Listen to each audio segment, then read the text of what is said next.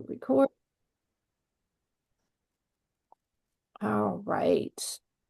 So welcome to Lead with Purpose, grounded in purpose and guided by service. And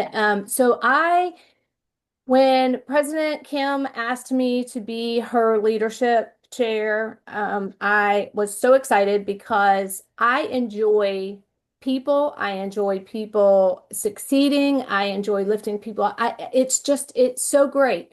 And now I am a part of a huge organization that it's all about lifting each other up. And it's all about are you able to admit anybody, Laura? Oh, no, Uh, I got it. Just don't know. Uh, yeah, I don't see where I can do it. Sorry. it's all right. It's all right. Oh yeah, I can see it. Wait a minute. No, I can't. I can't admit him. No, I can see him, but I can't admit him. Okay. Hello there. Who just joined in?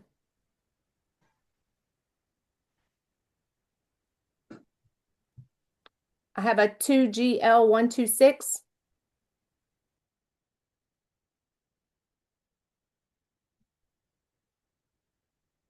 Hello?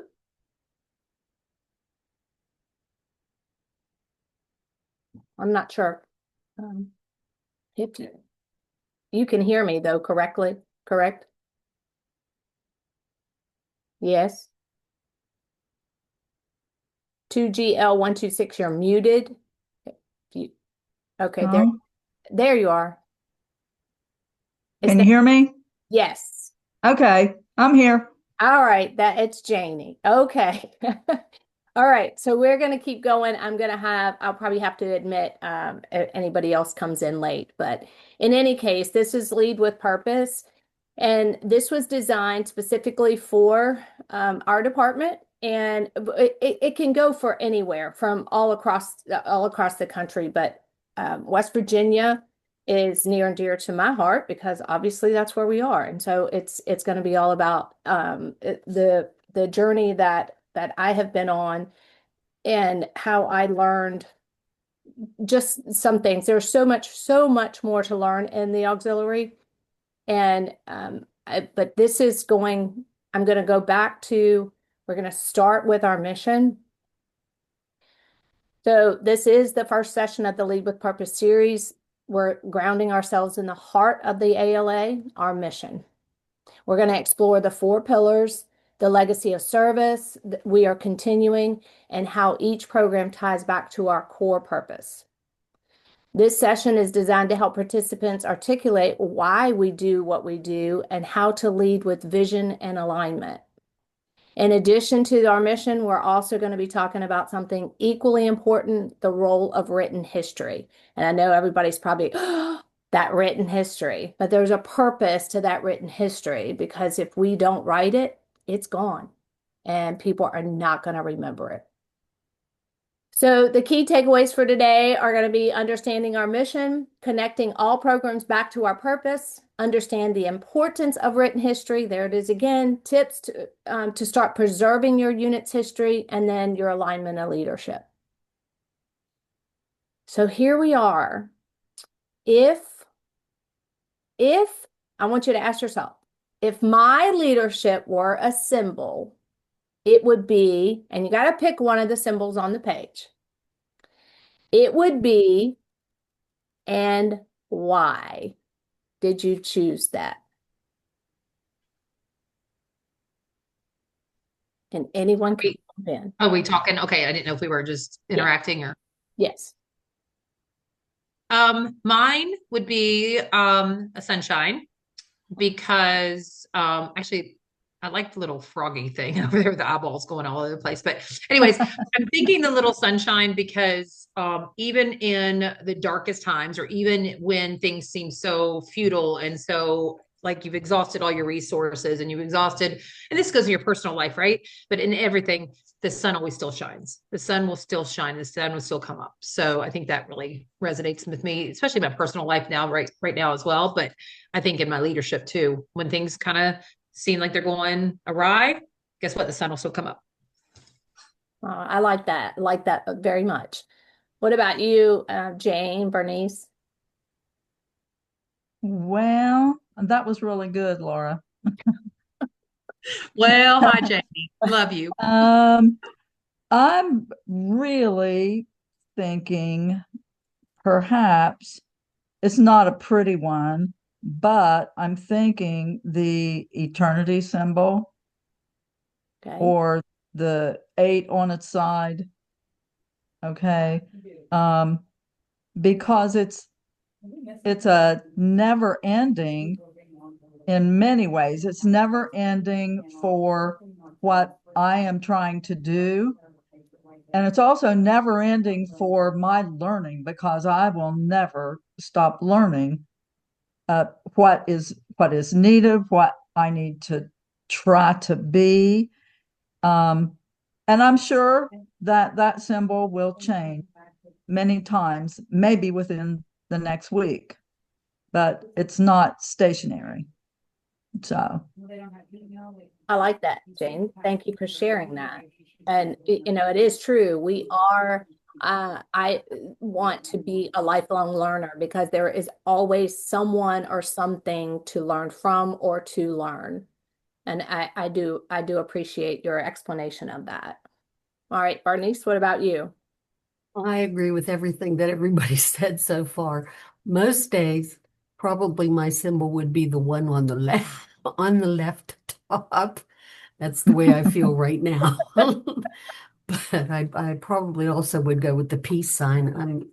I'm real big on trying to work together to come to peaceful solutions and that type of stuff. So that's one thing that I strive to do when I work in a leadership role. Yeah, we all want to be the peacekeepers. We want to keep that peace because it kind of makes the chaos a little less chaotic. So yeah, I appreciate that perspective. So on here, if you saw like there's a piece of a puzzle, our leader's a piece of a puzzle, absolutely. They're a piece that, you want them to lead strong. What about the dice? Have you ever just had to roll the dice and what comes? Girl, you already know.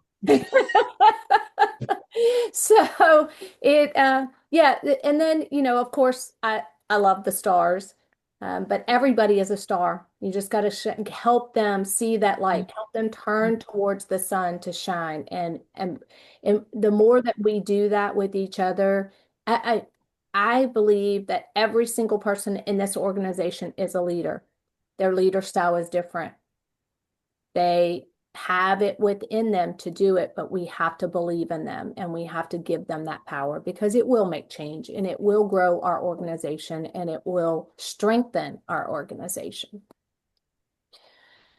So I think that you all know who's on here. I have Laura from Huntington, Bernice is from Weirton, and Jane, that 2GL126. if I signed in, would that show me? Is that what I should have done? Maybe. If you sign in, yes. But and if you already have your name on your Zoom, then yeah, it would have popped up. But that's okay. Okay.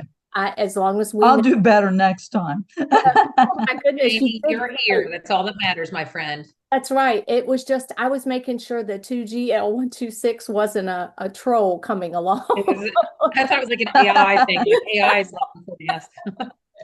I just had another thought about the leadership symbols as well. Yes, Wouldn't it be wonderful? Of course, I have still a lot to learn, but an anchor, to have an anchor in leadership, that'd be great, wouldn't it? absolutely. Absolutely. Be that stronghold, that go-to person that, in the organization, they're going to call on you. I mean, you have a go-to person, I'm sure every single one of us do. And we could call on any of us in this room and find answers. It's not that we know them all, it's how do we find them and what resources are we using to find them? A good point, Jane. Very good point. So you have recited this mission multiple, countless times, and you at least do it twice a month, maybe in your executive boards or your leadership teams or your regular meetings. And if you're going to district meetings, you're going to department meetings, things like that. We know it. There are some three key components, three key words that I revert back to all the time because how many of you have chaos in your organization? You can just raise your hand. And you every once in a while you get somebody that doesn't like this or doesn't like that. You can't please everybody.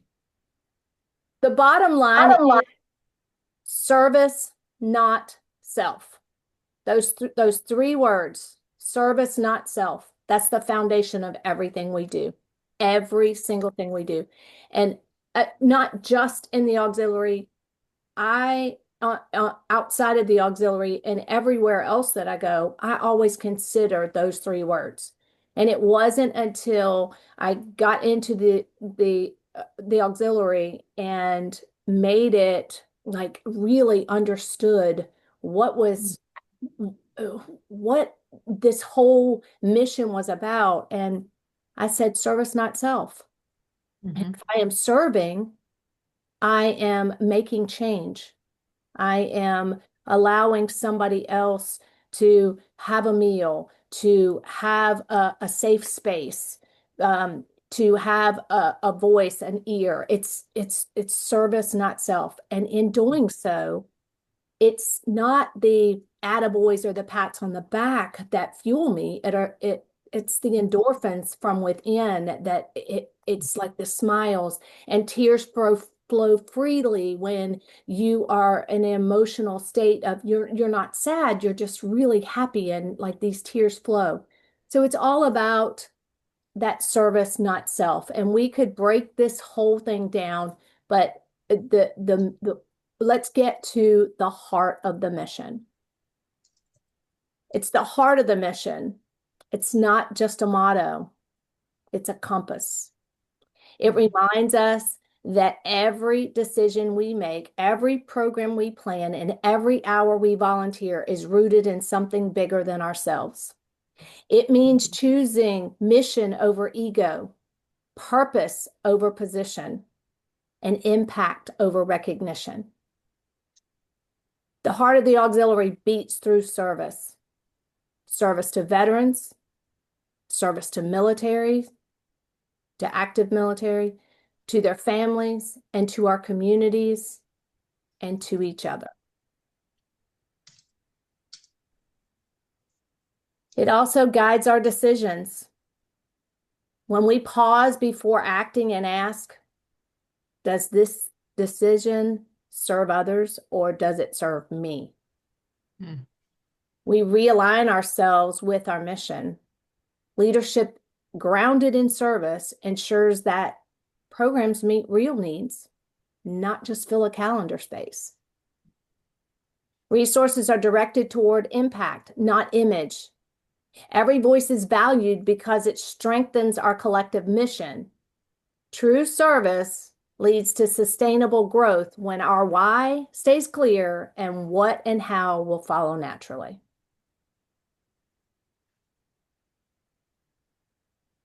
It also shapes our programs.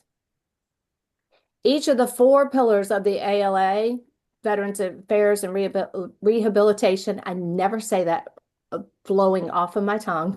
I want to say the VA&R, but I always want to explain it because it is the Veterans Affairs and Rehabilitation.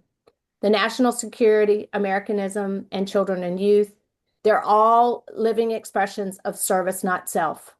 Together, they form the framework for everything we do and every life we touch. So I'm going to break those down just to give you a smidget of how I understand.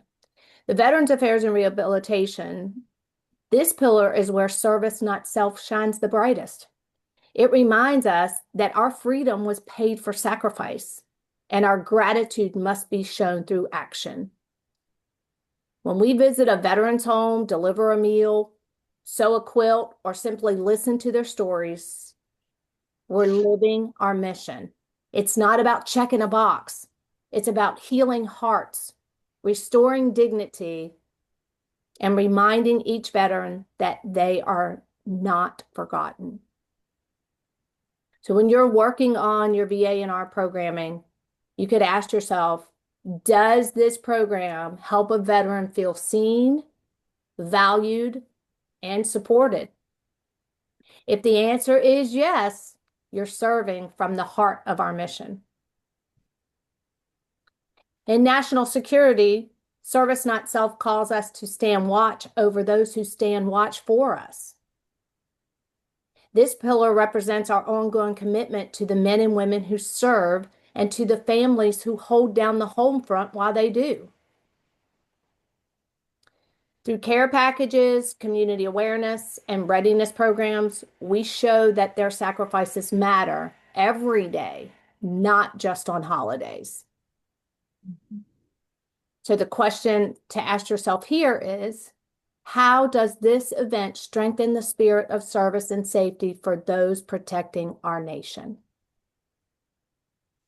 When you tie your efforts to readiness, unity, and support for our military families, you're living out our promise to never take freedom for granted.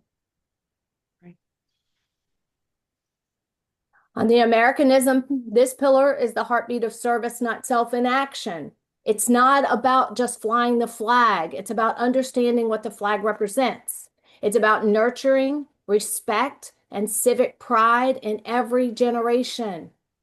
Through patriotic education, flag etiquette lessons, essay contests, or community celebrations, we help others understand that service is the price and privilege of freedom.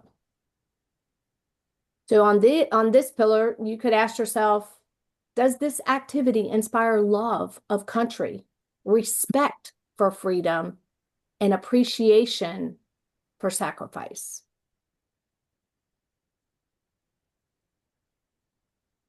When your programs create moments of pride and reflection, you're fueling the flame of Americanism, the heartbeat of our shared values. And lastly, the children and youth. This pillar reminds us that service not self isn't only about honoring the past, it's about investing in our future, in their future. Every child we encourage, every scholarship we award, and every opportunity we create helps shape tomorrow's leaders. We teach through example that service is both noble and necessary, that compassion, courage, and citizenship begin at home and in the heart. And here you could ask yourself, how does this effort lift up and empower the next generation? When we nurture children with love, guidance, opportunity, we ensure that the spirit of service not self continues for generations to come. Any thoughts on those overviews? No, but all I can say is Central Division Americanism Chairman, I think you need to come on to my national Zoom call tonight and just talk for Americanism. No, but no, I think you hit it on the head. So thank you. Thank You're you for welcome.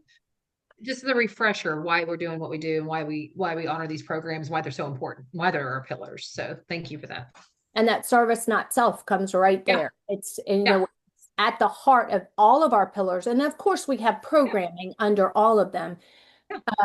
But taking just the 4 pillars into your high schools, into your, you could actually go into the middle schools, you could take it, bring it down to an elementary level, but taking it in there, and then they have these aha moments, and then they want to serve.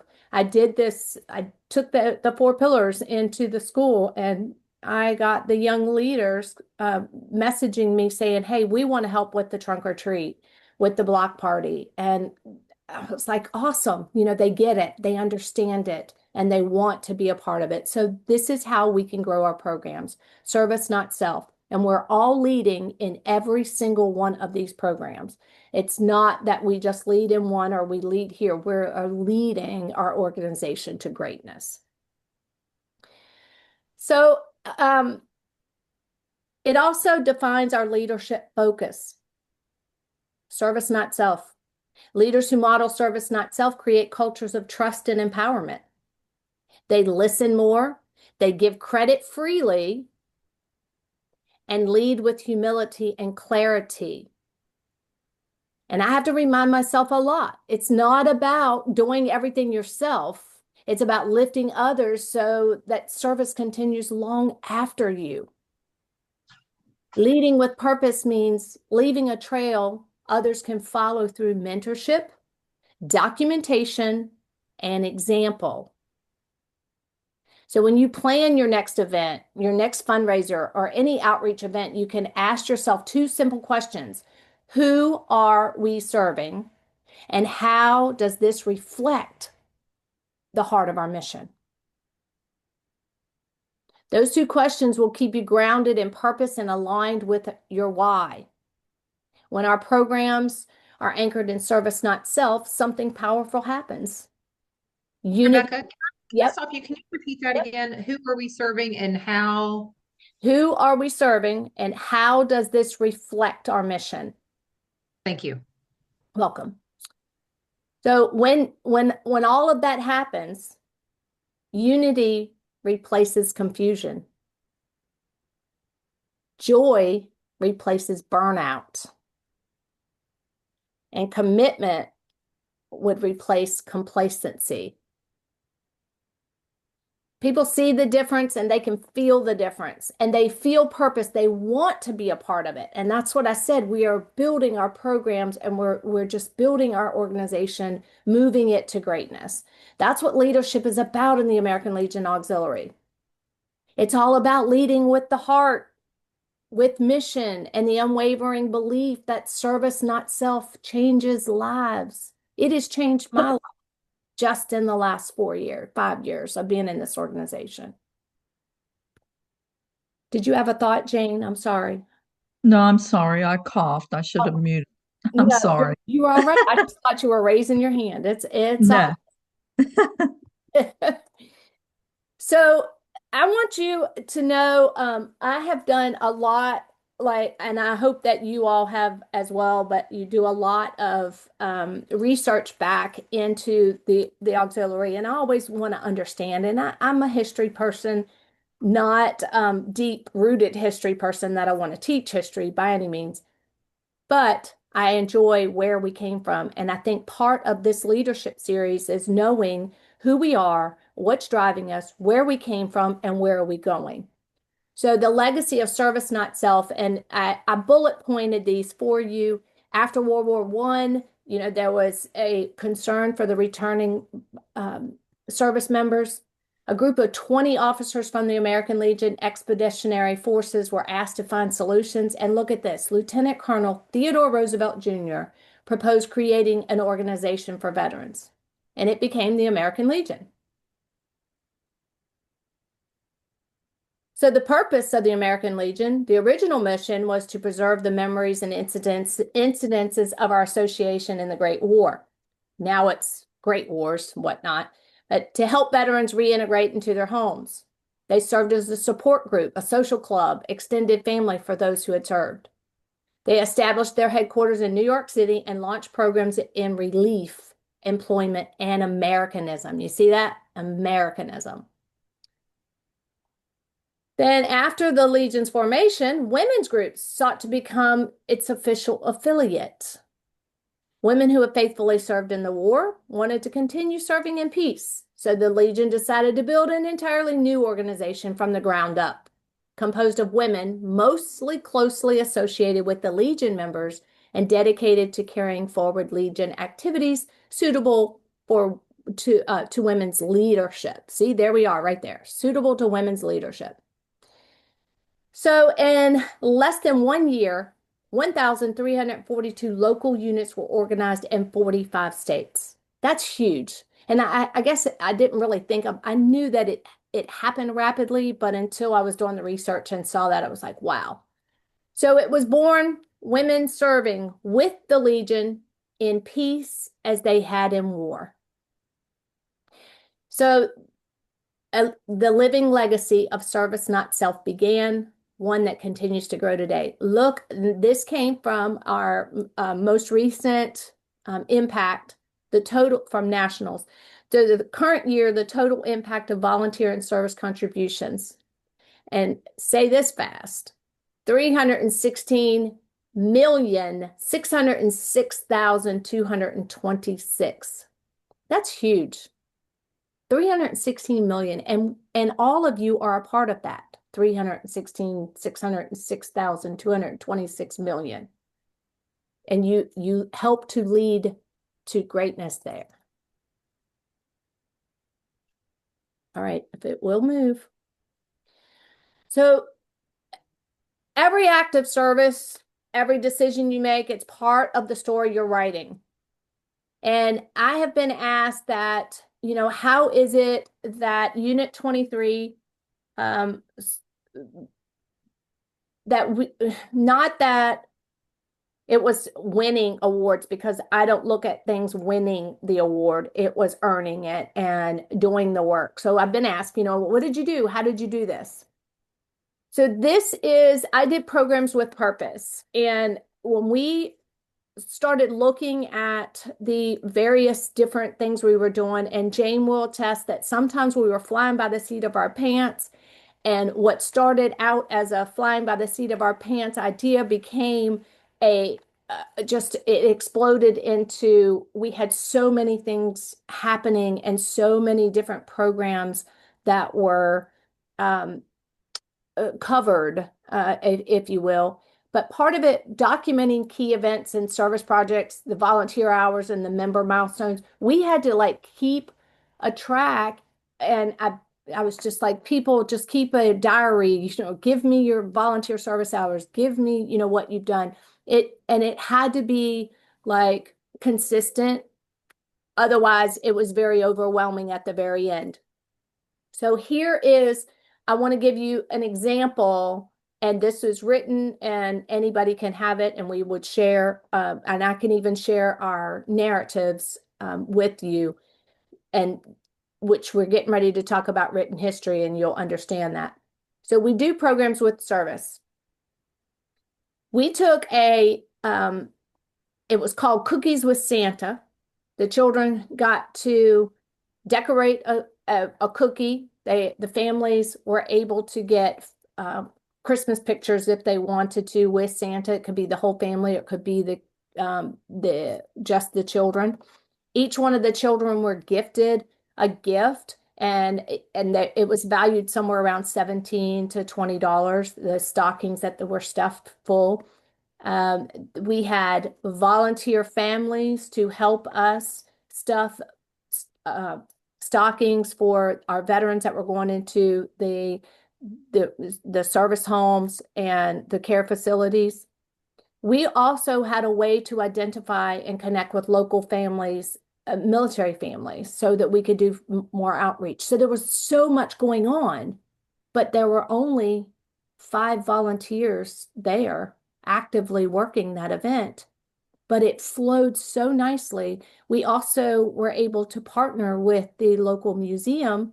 The museum is where we held it, is the Point Pleasant River Museum, and they allowed people to explore the museum, totally complimentary for the day. And that was the overview. But the mission connection, it fulfilled many ALA programs. You can see them. The Veterans Affairs, the VA&R, the stockings for the veterans. We had national security. We had care packages for active duty personnel. The children and youth were involved in doing the service activities. They also made cards for both the care facility veterans and for our active duty military personnel that we've stuffed in the little stockings with the playing cards that went overseas. So it's modeled service, not self, by blending fun and purpose. And there is nothing wrong with having fun while you're serving. There is nothing wrong with it. Sometimes it's not fun, and sometimes it's there's a lot of moments where there is some heartbreak in there, only because of the nature of when you're serving. But there is nothing wrong with having fun.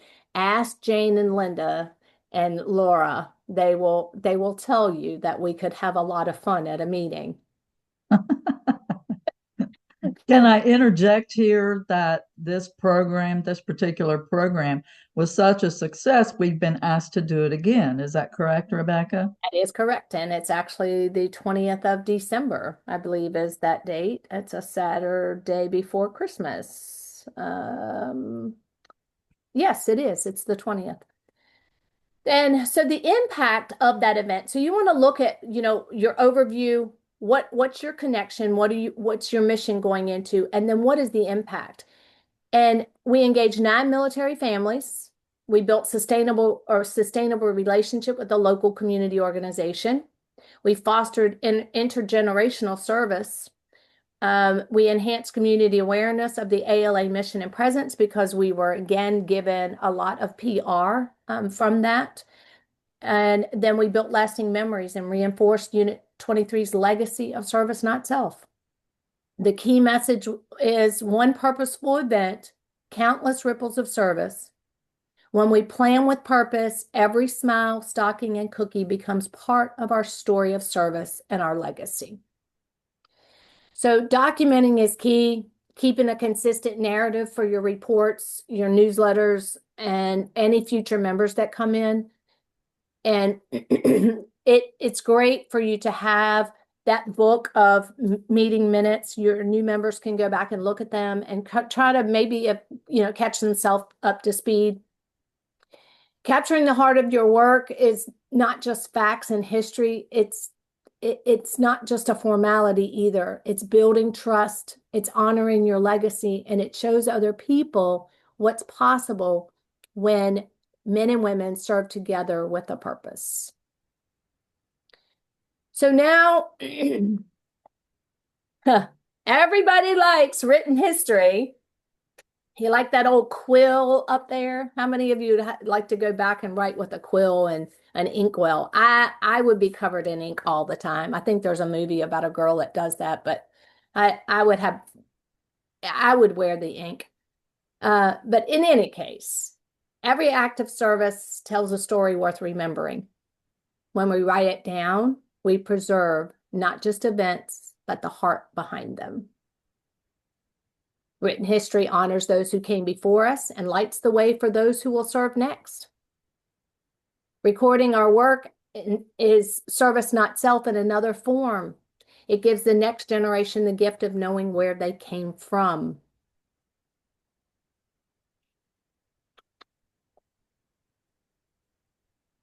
It's moving. There it goes. So how are you preserving your history? You want to document your key events, your service projects, volunteer hours, and milestones.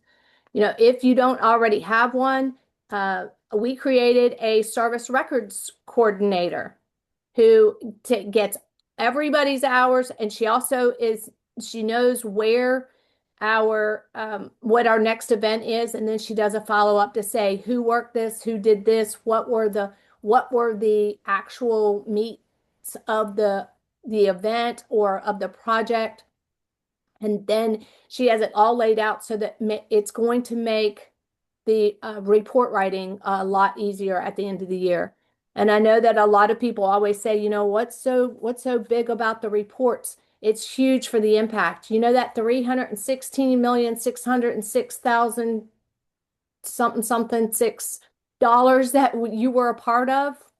It's all about writing those reports and the impact that you are making on the lives across America and overseas. But you're making an impact, and it helps our legislators determine where dollars are going, and we can fight for change. So just remember that you're making an impact, and it's not about collecting those hours and ye who has the most hours wins. It's about impact. So keep a consistent working narrative across those reports. And you could even have, I don't even have one here, but I have a similar, you could have just something like this that you can write each one of your programs that you're working on, and then go back and flip to them and put notes. And that way you've got it all organized in one. That's how I did it last year.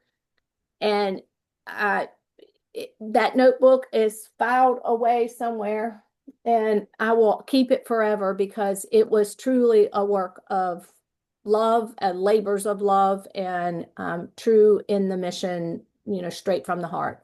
So capture the heart, not just the facts. And I put an example on here for you because I did see this a lot in narratives and writing. We held a dinner. Okay, how about we shared a meal that united veterans and youth in gratitude? So instead of having held a dinner, who was at that dinner? So let's go back to creative writing way back when. Remember when we had to free write and then we had to creatively write things down? Yeah, let's go back to that. And you're adding. It's not you're embellishing it, it's that you're telling the story in a way that shows the heart of your mission. We shared a meal that united veterans and youth in gratitude.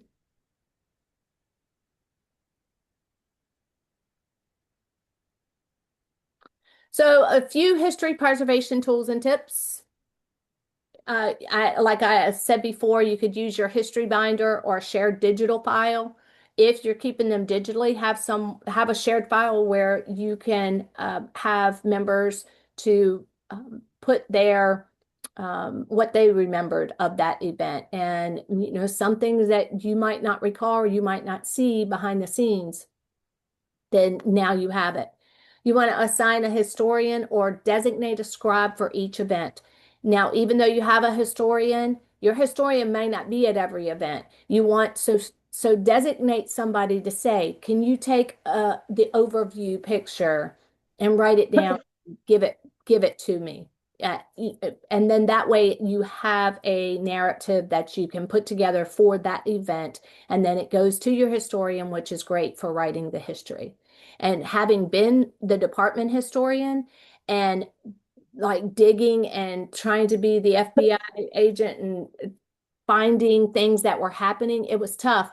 So give your historians the heart of your mission. Give it to them. Let them preserve our legacy. Do you want to save photos, flyers, newsletters, media clippings, and cards? Get them all to your historian. And then you want to get into a monthly habit at the end of each meeting by noting all the details important to recalling that event for writing your history. You can do it. I believe you can fly. I believe we can all fly. Fly into the future, but we have to preserve our history. And part of being a leader is preserving that. So this is the point where I want to ask you, what is your legacy? What do you want to leave behind in this organization? Personally or as the organization? What do you want to leave behind that this organization is going to remember?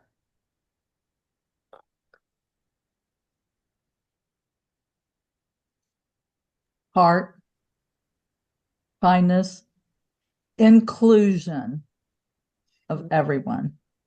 That's a good one, Jane.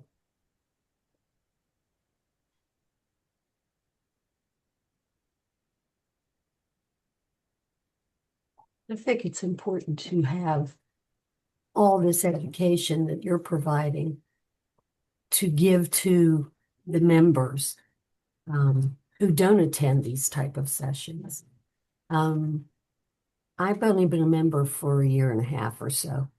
And until this year, until this new administration started, I was not included in anything and was not given the opportunity to learn what all was available.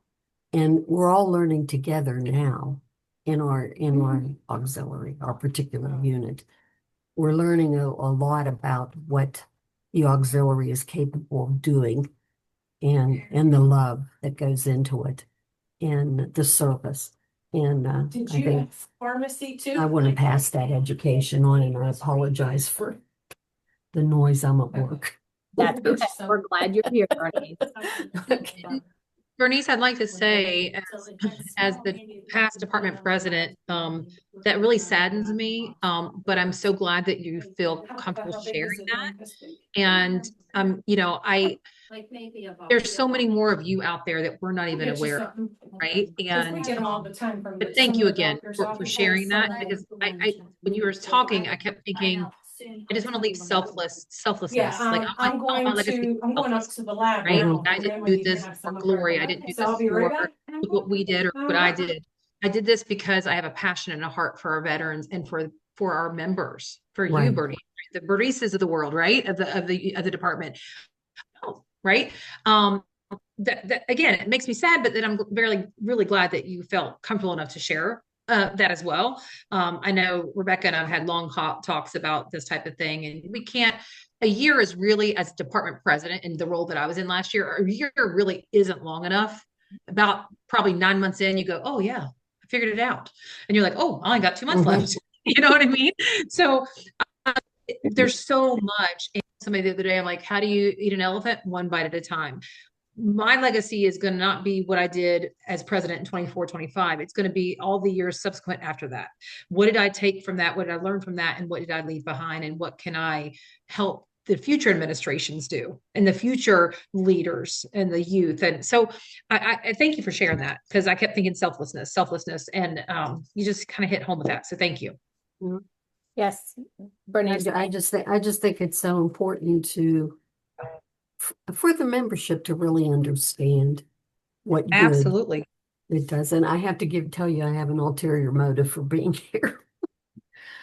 Besides wanting to learn, I am the leadership chair for the Lions organization in the state of West Virginia. So I'm All right. I'm nibbing in your stuff. Hey, I'm Listen, thankful. well, past national president Trish talked about that, even at midwinter, Rebecca, didn't she? She's like, we shouldn't be fighting against any of these other service organizations. What we're doing No. taken to the club, should be taken to the Elks, should be taken to the Uh-huh. VFW, should be taken to all those across the board, because we're all in this together. Why not? And Why not and we're work all, together? and a lot of us are in the same boat as far as membership is concerned and that type of thing. And it's so hard to find leaders who want to lead. And that's why that's one of the main reasons I wanted to call to see what are you guys doing Well, I'm glad to promote leadership. and Bernice, I think I said it at the district meeting. We're all in the same boat. We might as well row together. Yeah, that's right. But yes, I have to echo what our past president Laura said, that it does sadden me to hear those words from you, and I want to assure you that my door is open. I'm yet a phone call away, and I will be glad to share any and all information, because this is not secret. This is can go across any organization that you're in. And I'm sorry, I lost a crown, and that roughness under there is like tearing my tongue up. So if I start stumbling, that's why. I have an appointment at 2 o'clock to get it reattached. But anyway, everything that we do, in whether it's this organization or the Lions organization or the VFW, wherever, any service organization, capturing the heart of your work is not just it's not just facts of history, and it's your legacy. And that's why I asked, what do you want to leave behind? And Bernice, I want to leave behind that I was inclusive, and that I did want everyone to rise with greatness and work together, and showing that unity. And Jane, you use that word, inclusive to everybody. And, all of this, it does sadden me. But at the I don't want to make you sad. no, but But here's the thing. They the I mean they recognize what was going on. Unfortunately, it was just a bad situation, and it's getting corrected now, and it's just being able to encourage the current leadership to go on. And I think they were really thrilled at that, even though it was a lot of hard work for that conference that we just had, when you've never done it before. But they saw what is available to them outside of the club to help them in their mission. So, Yes. I, And, part of it I is, was impressed. well, that I meant exactly what I said. That was the best district meeting that I have attended in this organization. And I mean, there was a lot of energy in that room, and it was great energy, which brings me to this point, Bernice. While it does sadden me that you had to feel that way, your feelings are valid, but I like, where are we going with it? Like, so this is what it is. So how are we going to change this? And what now Mm-hmm. legacy are we going to leave behind? And I would Mm-hmm. be interested to check in with you at the department convention. I hopefully will see you there in July and see where that shift and where you are at that current time, because Well, that thank you. Thank you. you're welcome. You're very welcome. Wow. All right. So then let's go to leadership alignment. And this is where you want to think, what is your role? Like, so everybody has a role. What is it right now?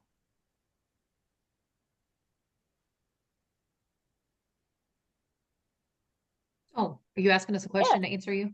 So Oh, Q&A, I mean, what is your role? What is your role? like in the department, in the unit, in the nation. What are you talking about? 'Cause I Exactly. was just, Exactly. We wear a lot of hats. So yeah, that was definitely a trick question. okay. Because like I'm like, Yes, I know your mind is being blown at the moment. But leading with vision, and in the American Legion Auxiliary, leading with vision and mission in sync, make this happen. Your role is to guide, not just manage. So regardless of where you are, if you are being a leader, you're guiding. You're not managing people. Now, some people have to be a manager because that's your job title, or that's where it is. But true leadership alignment is when you have clarity, you have trust, and you have unity. And that's where I strive. I strive for my teams, wherever they are. I want everybody to have clarity of where we're going, what we're doing, how we're doing it, trusting the process, and unified that we are doing it together for the mission of the American Legion Auxiliary.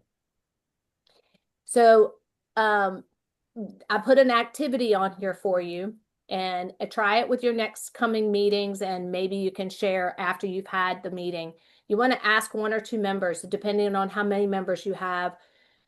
If you only have 5, you might only want one share time and then save it for someone else to do the next meeting. But ask them how the mission has touched them. How the mission has touched them. And it's going to make them think, well, wait a minute, what is the mission? Well, wait a minute, what do we do? So is there anybody that could answer right now how the mission has touched them that's on this call?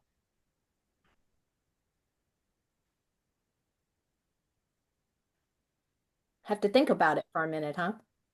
Yep.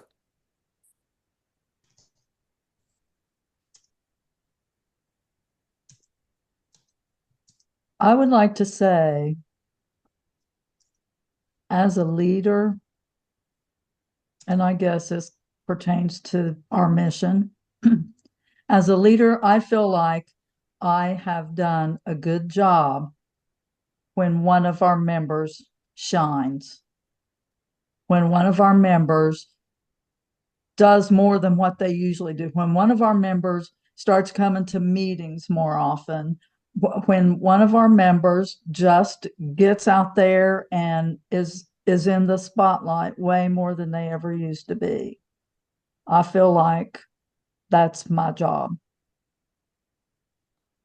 Yeah, and we could give an example and obviously, because I am Unit 23 and because I wrote this program based upon my experience, I will go back to several things that Unit 23 has done, and I will reference things in the department level when they come through over this program. But we had one young lady who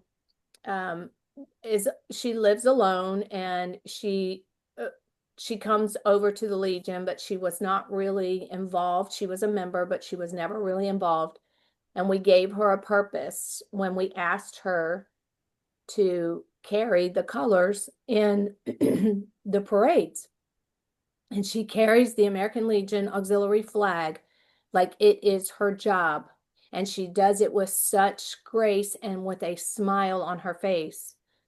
And we, at the annual meeting that we created an awards program. So we invited everybody in the community that had helped us in any way, shape, or form throughout the year. We presented certificates, but then I had 5 awards that were the President's Choice Awards, and we awarded to this member the guardian of the colors, and talked about, it was very how she carried the colors with pride, and and she cried. She went home and placed that big I framed a picture of her carrying it and then gave her the certificate, so she had a nice big thing. And I think she's only missed 1 meeting since. What would you think, Jane? 1 meeting? That's probably about right, and that's exactly who I was thinking of. Oh, see? So it gave her a focus and something to look forward to. And we have a lot of those in our organization, and we need to think about those when we are leading. And Jane, you're exactly right. You want to be able to be inclusive to everybody and give not everybody. So even though that member is not like in front of the podium leading a program, she was leading a parade. She was at the very front of the parade. So she is leading. It's just what perspective are you seeing in that lead? Okay, so up next, November 4th, is Strong Starts. This is building a unit action plan. And it focuses on strategy, the planning process. Not everybody wants to plan, but we're going to go over the plan of action, like how you can create goals that your team specifically can achieve and map out that year ahead for you. And I know we are already way deep into programming, but it's not too late to add some things and change up some things. If you're familiar with SMART goals, we will use those for your programs. And we're going to create maybe a monthly or even a quarterly roadmap for you. And that's next week. And of course, you're already registered, so you will get the reminder. And if you can't watch it, then you will definitely get the recording, and you'll be able to watch it at your leisure. And I will tell you, and most people say, well, how did you learn this, or where'd you get that?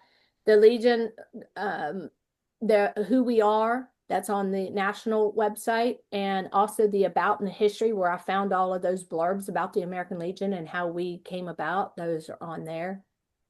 And if you need me, you can contact me at leadership@wbaux.org. I feel very much out of control that I have like 4 emails. Yeah, I know.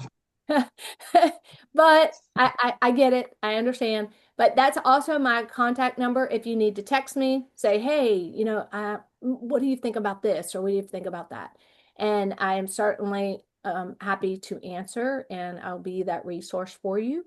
But now I want to open it up to any question and answers that you may have about today, the content, moving forward, where we're going. And just remember that each one of these build upon each other. So next week, it will make sense at the end of the 12 weeks at how everything built all the way to writing reports. Rebecca, I have a call in 2 minutes, so I want to ask you 2 things real quick. So next week, I think I told you I have a bi-weekly standing teams call at 11. I'm actually going to try to move it to 10, see if I can just do that. If I can't, it's only about 15, 20 minutes. Can I just pop on when I finish at that point? Okay. Secondly, this was fantastic. Thank you for this. You put a lot of love into this, and I know this is your passion. And I just wanted to just reiterate everything you said. Like, just if we just always tell ourselves that we have to be lifelong learners, and if we just absorb that and allow ourselves to take in new things, I said, we're going to be the best leaders ever, right? And it is not about what I'm doing or what you're doing today. It's about the legacy we're leaving down the road. And honestly, I just feel like, this has been a humbling experience and lesson, things to be like reminded of. So thank you for your love of this topic and of our organization. I just wanted to share that with you. And Janie, it was so good to hear your voice, 2GL126. It was really strange. And then Bernice, it's nice to meet you. If you need anything, I kind of reflect mirror what Rebecca says. Please reach out to any of us. And I'm just so glad you're here. Like, I'm just so glad that you came on. So Thank you. you're welcome. You're welcome. But I hate to now eat and run because now I have to go because I have a call that started right now. So Thank you, I Laura. love you guys. Bye, Bye, everyone. Laura. Bye. Okay, I have a question, Rebecca, and this is just a housekeeping thing. I'm not very technologically inclined, you know that. So next time I will sign in, but the little square with people's pictures and stuff are all across the screen. Can I move that so that it's not across the written stuff? You can. And do you have a camera, here, I'm going to go ahead and stop the recording. Hang tight for me. Okay. Oh, I have to take a phone call. Hold on a second. I'm Okay. sorry. Okay. Well, no, they hung